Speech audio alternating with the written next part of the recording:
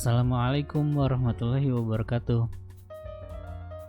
Selamat datang di Sukses PTN SMA DTBS Putri. Di video part 2 ini kita akan mencoba melanjutkan pembahasan kita mengenai soal tryout UTBK bagian fisika. Langsung aja kita coba buka soalnya.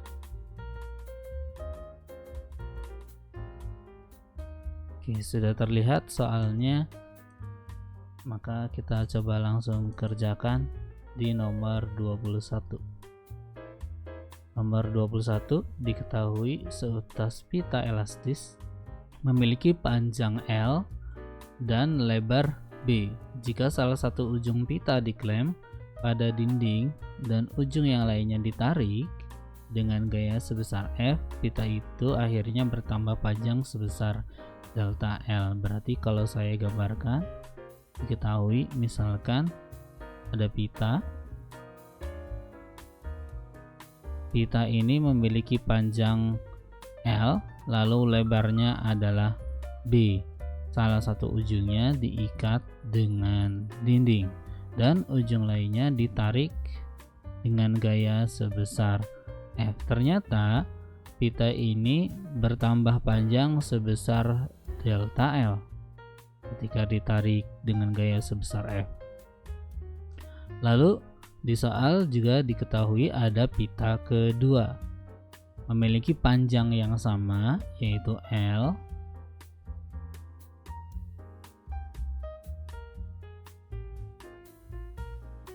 tetapi dia memiliki ketebalan atau kelebaran sebesar 2B. Berarti di sini 2 kali lebih lebar dibandingkan dengan pita yang pertama. Dan ketika ditarik, jika salah satu ujungnya, ini ujungnya masih sama-sama diklem, dan ketika ditarik dengan gaya F atau gaya yang besarnya sama sebesar F, pita kedua bertambah panjang sebesar 2L atau 2 delta L, berarti bertambah panjangnya 2 kali lipat dibandingkan dengan pita yang pertama. Panjangnya L, lebarnya sekarang jadi 2B. Yang ditanya adalah modulus Young pita kedua, rasio modulus Young pita kedua dan modulus Young pita pertama. Modulus Young dilambangkan dengan huruf Y kapital ya. Di sini rasionya atau perbandingannya adalah Young yang kedua dibandingkan dengan Young pita yang pertama. Coba kerjakan soalnya ya, jawab. Nah, untuk mencari besar modulus Young, maka kita gunakan persamaan tau atau regangan dibagi dengan E, yaitu tegangan. Dimana tegangan dibagi dengan regangan ya, dimana tegangan itu F per A dibagi dengan delta L regannya dibagi per L.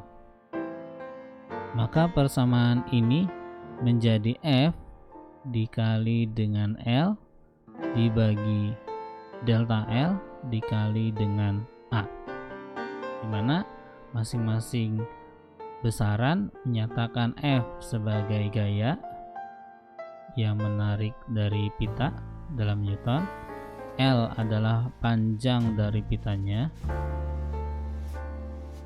meter, delta L adalah pertambahan panjang ketika ditarik.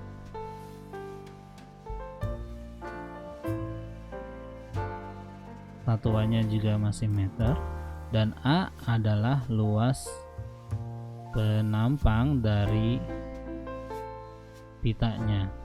Nah, di sini di soal tidak diketahui besar luas penampangnya. Tapi kalau kita lihat dari soalnya, pita kedua itu memiliki lebar lebih besar daripada pita pertama, tetapi ketebalan yang sama. Berarti kalau kita perhatikan lagi soalnya, kita anggap saja si pita ini memiliki ketebalan tertentu. Nah, ini pitanya dia itu punya ketebalan seperti ini.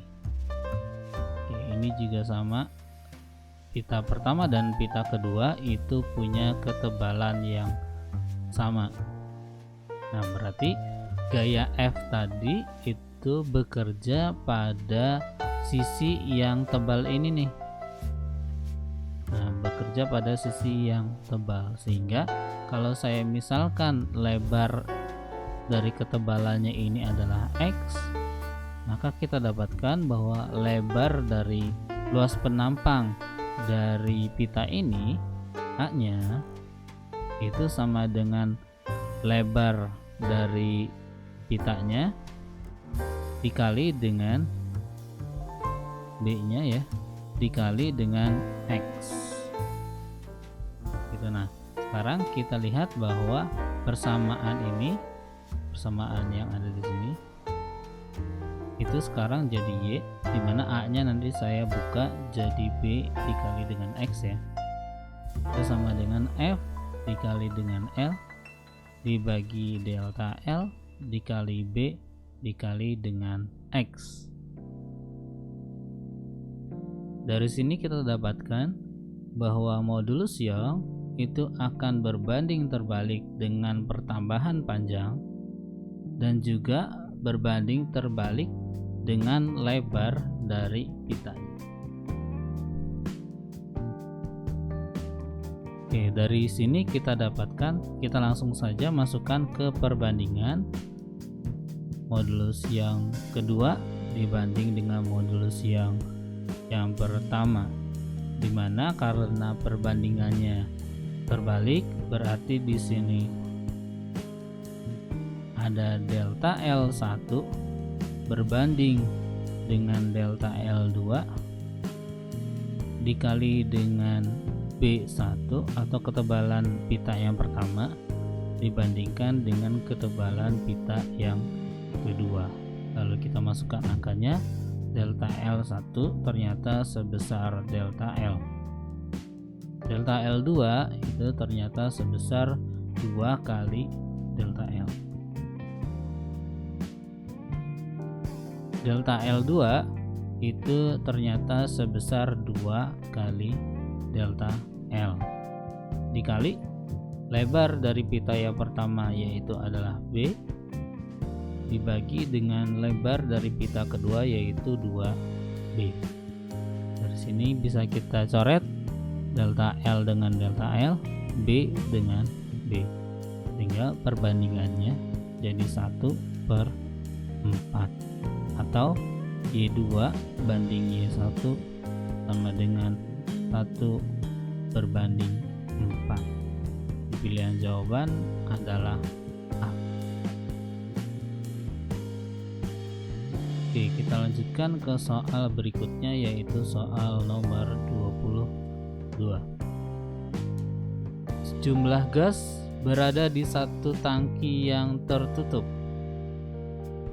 Berarti ada gas yang berada pada tangki yang tertutup. V-nya, volume dari tangkinya itu tertutup.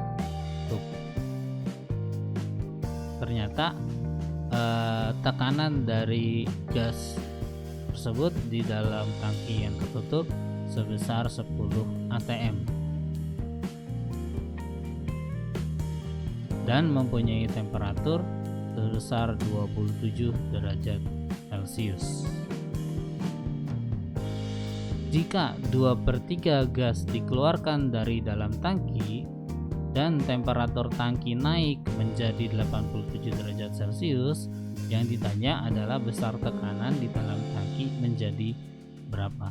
Berarti dalam soal ini sudah jelas bahwa ada kondisi berikutnya, yaitu kondisi setelah beberapa gas atau 2/3 bagian dari gas dikeluarkan dari dalam tangki. Berarti yang sudah kita ketahui pertama di sini adalah keadaan yang pertama. Di keadaan yang kedua suhunya naik jadi 87 derajat Celcius. Tapi di sini ada 2/3 gas yang dikeluarkan. Nah, yang dikeluarkan ini sebenarnya adalah sejumlah massa gas yang dikeluarkan. Kenapa bukan volumenya? Karena volumenya itu tertutup, sehingga volumenya itu selalu konstan. Jadi kalau ada gas yang keluar dari tangki tersebut atau dikeluarkan dari dalam tangki, maka yang berkurang adalah massa dari gasnya. Dimana massa gasnya sekarang, tadinya massa gasnya adalah M1 sama dengan M, kita misalkan, maka di keadaan yang kedua massa gasnya jadi M dikurangi 2/3 M, sehingga massa gasnya sekarang jadi 1/3 M. Oke, yang ditanya sekarang adalah tekanan pada kondisi yang kedua. Dengan menggunakan persamaan umum keadaan gas, PV sama dengan N dikali R dikali dengan T. Kemudian di sini ada keterangan massa, maka jumlah mol gas di sini kita bisa buka menjadi massa dibagi dengan massa relatif dikali tetapan umum gas dikali dengan suhu. Dari persamaan ini kita bisa dapatkan hubungan antara tekanan itu akan sebanding dengan besarnya massa, dan tekanan juga akan sebanding dengan besarnya suhu. Kemudian untuk mencari kondisi tekanan yang kedua, maka bisa kita kebandingkan kondisi yang pertama dibandingkan dengan kondisi yang kedua, yaitu tekanan yang pertama kita bandingkan dengan tekanan yang kedua karena mereka saling tegak lurus. Karena tekanan dengan massa saling berbanding lurus, maka di sini M-nya adalah M1 dikalikan dengan T-nya adalah T1 dibandingkan dengan di sininya berarti M2 dikali dengan T2. Berarti kita bisa cari tekanan yang kedua menggunakan persamaan ini. Tetapi tidak bisa kita langsung masukkan nilai atau angkanya. Kenapa? Karena di soal atau yang diketahui di soal, suhunya masih dalam derajat Celcius. Sedangkan kalau kita mau mengerjakan soal untuk persamaan umum keadaan gas, maka suhunya harus dijadikan Kelvin. 27 ditambah 273 itu hasilnya adalah 300 Kelvin, sedangkan di T2 itu hasilnya adalah 360 Kelvin. Nah, baru bisa kita masukkan ke dalam perhitungan, dimana M1 besarnya adalah M, suhunya 300 Kelvin, lalu M2 itu sisanya adalah 1/3 M, suhunya adalah 360 Kelvin. Maka P1 berbanding P2, sehingga 3 kali 300 dibandingkan dengan 360. Yang dicari adalah nilai dari P2, sehingga di sini persamaannya jadi P1 yang besarnya adalah 10 atm, berarti saya masukkan 10 dikali 360 dibagi 3 dikali dengan 300. 3 dengan 36 hasilnya adalah 4. 0 akan habis dibagi, maka jawabannya adalah 4 ATM, atau di pilihan jawaban adalah jawaban yang C. Oke, kita lanjutkan ke nomor 23. Suatu gelas ukur diisi sejenis fluida yang memiliki massa jenis ρ hingga ketinggian H. Saya gambarkan aja ya, biar lebih mudah. Oke. Di sini ada gelas ukur yang diisi oleh fluida yang punya massa jenis ρ diisinya sampai ke ketinggian H. Kemudian gelas ukur tadi dimasukkan sebuah batu yang punya volume sebesar V. Nah, ketika batunya dimasukkan ke dalam fluida tadi, maka volume fluida akan naik atau bertambah. Ini adalah pertambahan volume fluida ketika dimasukkan oleh batu, di mana volume batu yang masuk itu sama dengan volume fluida yang naik.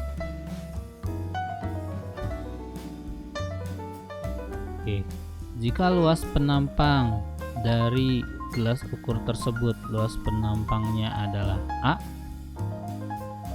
dan percepatan gravitasi adalah G, yang ditanya adalah perubahan tekanan hidrostatik di dasar bejana dan di suatu titik yang berada pada ketinggian H/2. Kalau gitu saya kasih tanda, saya misalkan tekanan yang ditanya adalah tekanan hidrostatik di dasar, saya kasih titik 1, dan di ketinggian sebesar setengah H atau di tengah-tengah dari H tadi, ini adalah titik yang kedua. Oke, dari soal kita sudah dapatkan informasi melalui gambar. Baru kita mulai kerjakan. Untuk mencari besar tekanan hidrostatis, kita gunakan persamaan ρ dikali dengan G dikali dengan H. ρ ini merupakan ρ dari zat cairnya. H adalah kedalaman atau ketinggian dari zat cair tersebut. Nah, ada kejadian atau ada kondisi di mana zat cair atau fluida tadi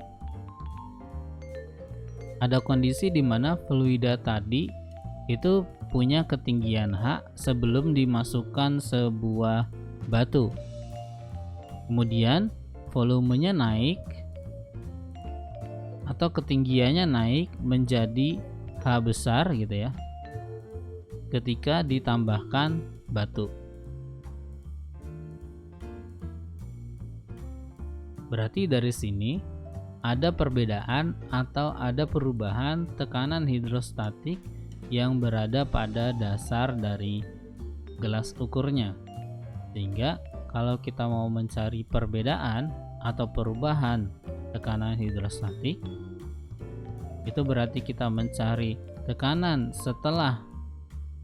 hidrostatik setelah dimasukkan batu dikurangi dengan tekanan hidrostatik sebelum dimasukkan batu, dimana setelah dimasukkan batu tekanan hidrostatiknya adalah ρ dikali G dikali dengan H besar, sedangkan sebelum dimasukkan batu tekanan hidrostatiknya jadi ρ dikali G dikali dengan H kecil. Kita tahu bahwa H besar itu merupakan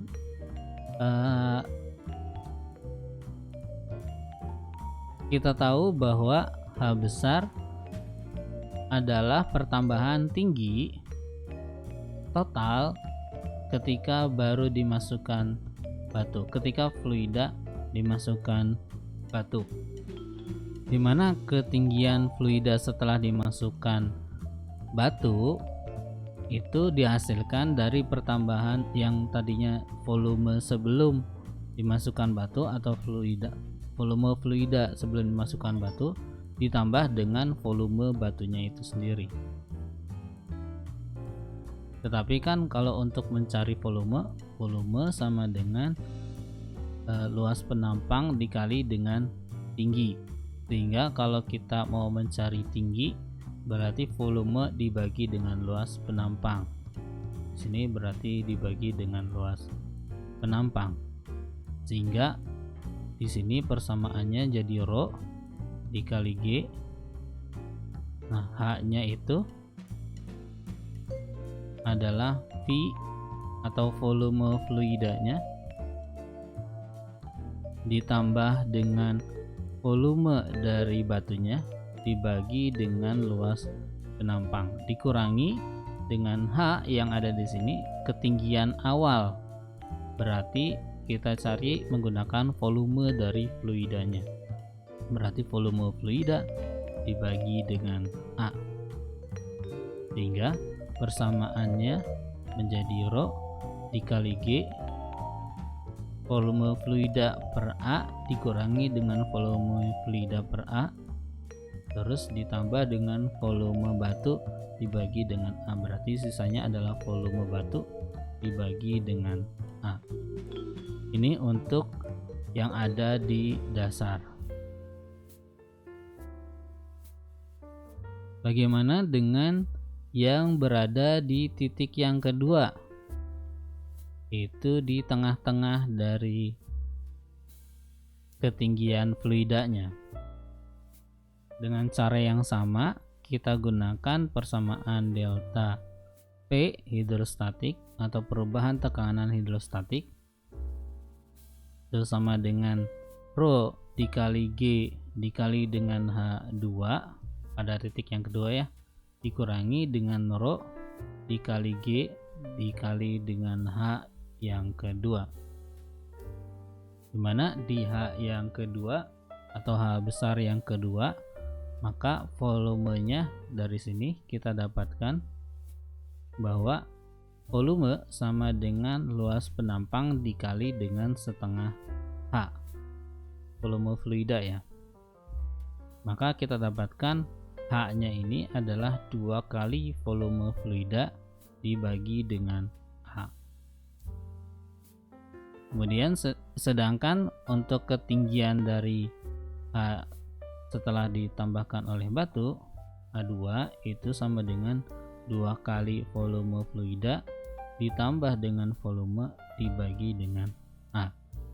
Sehingga persamaannya jadi rho dikali G dikalikan 2 kali volume fluida ditambah dengan volume batu dibagi A dikurangi dengan H2 nya, ini H2 ya, 2 kali volume fluida dibagi dengan A. 2 volume fluida dibagi A dikurangi dengan 2 volume fluida dibagi dengan A, sehingga persamaannya jadi seperti ini, atau rho G P dibagi dengan A.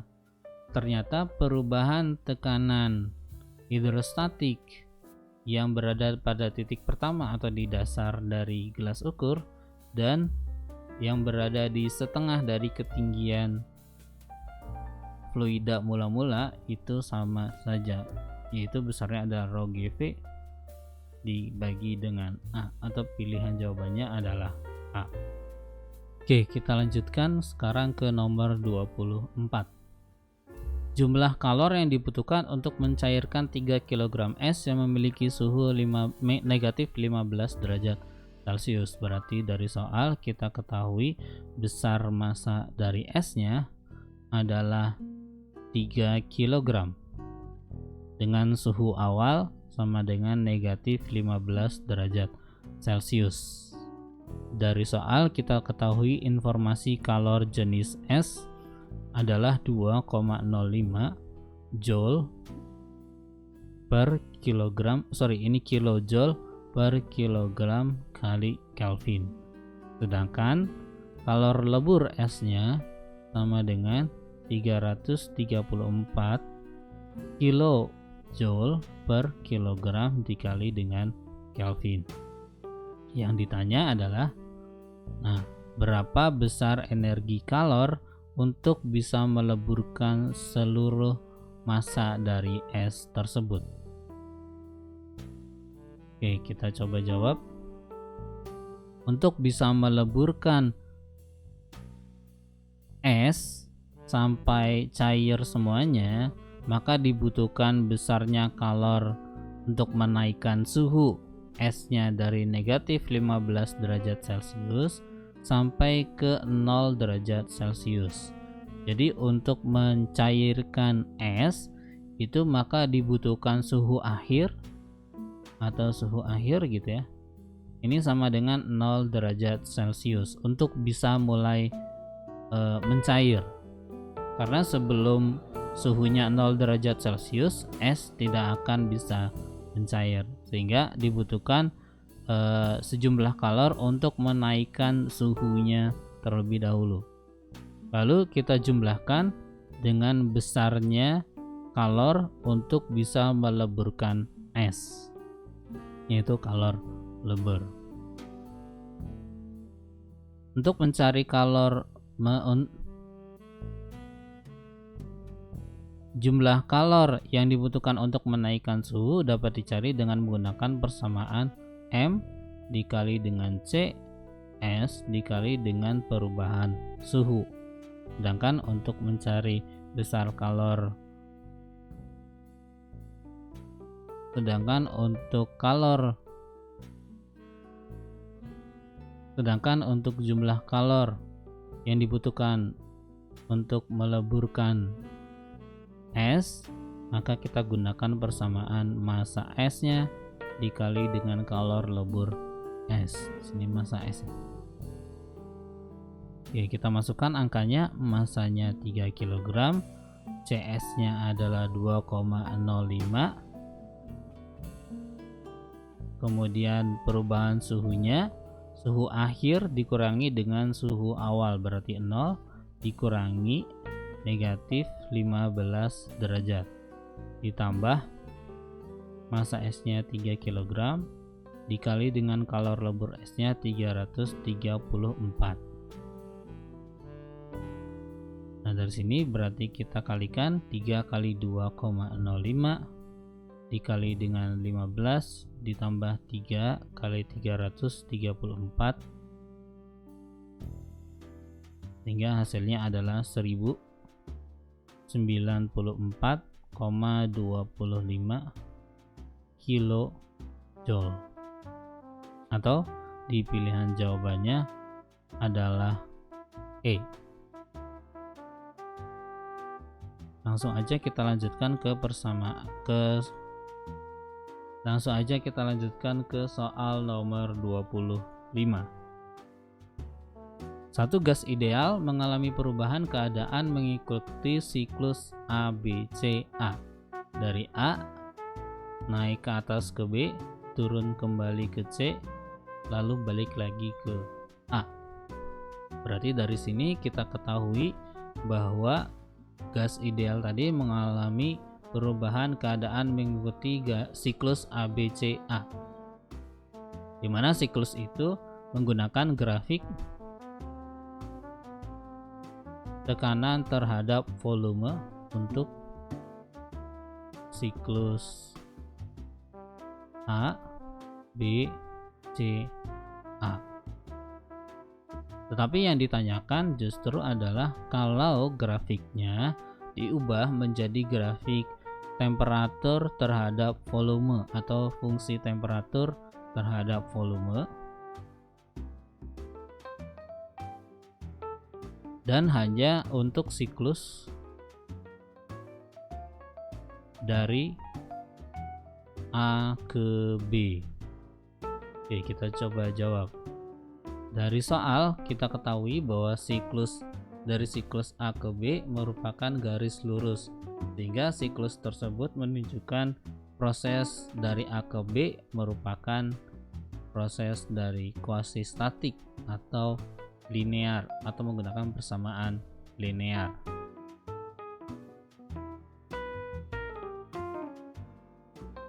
Dan di sini arahnya ke atas, berarti dia mempunyai usaha yang positif. Nah, kalau di sini positif berarti nanti semua tanda di persamaannya jadi positif. Kita punya dua sumbu, di sumbu X yaitu volume, di sumbu Y yaitu tekanan. Berarti saya tuliskan di sini di sumbu X yaitu tekanan, di sumbu X yaitu volume, dan di sumbu Y-nya yaitu tekanan. Dengan menggunakan persamaan linear di mana Y sama dengan mx ditambahkan dengan sebuah konstanta, maka saya ubah atau saya substitusikan X-nya itu menjadi volume dan Y-nya itu menjadi P. Berarti saya dapatkan P sama dengan M dikali dengan volume ditambah dengan C. Karena grafik tersebut menunjukkan proses dari gas ideal, maka jangan lupa kita gunakan persamaan umum keadaan gas, yaitu PV sama dengan N dikali R dikali dengan T. Dari persamaan umum keadaan gas tadi, PV sama dengan nRT, P-nya saya substitusikan dengan persamaan yang sudah saya dapatkan di awal tadi, yaitu P sama dengan N kali R dikali dengan T. P-nya saya ubah jadi M dikali V ditambah dengan C dikali V nRT. Berarti dari sini saya masukkan M-nya jadi V kuadrat ditambah dengan CV sama dengan N dikali R dikali dengan T. Maka saya dapatkan bahwa M V kuadrat dibagi dengan NR ditambah dengan CV dibagi dengan NR akan sama dengan T. Nah, dari sini kita dapatkan bahwa T itu dapat dicari dengan menggunakan persamaan kuadrat dengan variabel P.